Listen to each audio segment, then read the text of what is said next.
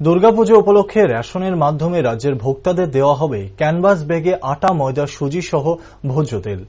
রাজ্যের মন্ত্রিসভায় এই ঘোষণা ছিল আগেই, সেই মতো ভোক্তাদের ঘরেও পৌঁছে গেছে রেশন সামগ্রী।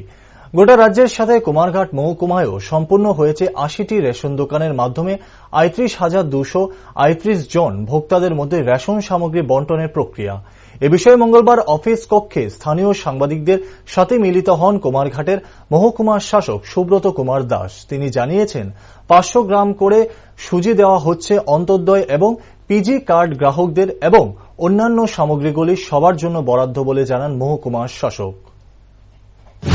গত ৯ তারিখে আমাদের মাননীয় ফুড মিনিস্টার স্যার একটা প্রেস কনফারেন্স করেছিলেন। এটার মধ্যে অ্যানাউন্স করেছিলেন যে প্রত্যেক রেশন কার্ড হোল্ডারকে আমরা একটা ক্যানভাস ব্যাগ দেওয়া হবে এই পূজার উপলক্ষে, তার সঙ্গে সরষের তেলও দেওয়া হবে।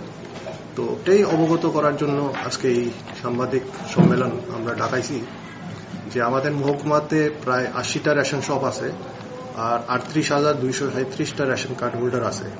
তো এর মধ্যেই আমরা যতটি ক্যানভাস ব্যাগ দরকার ছিল, মানে ৩৮,২৩৭টা, এটা আমরা পেয়ে গেছি এবং বিলিও করে দিয়েছি মানুষের মধ্যে, এটা পৌঁছে গেছে। আর এটাই জানানোর জন্য আমরা এই প্রেস ব্রিফিংটা আমরা ডাকাইছি। পূজার উপলক্ষে প্রতি বছর তো সুজি, ময়দা এগুলি দেওয়া হইতো, এবছরও দেওয়া হচ্ছে। তার সঙ্গে ব্যাগটা হলো আপনাদের মানে মানুষরা যে রেশন শপে আসেন, এই ব্যাগটা তারা সাহায্যের জন্য জিনিসপত্র নিতে পারে, এটার জন্য গভর্নমেন্ট থেকে ফ্রি অফ কস্ট প্রদান করা হয়েছে।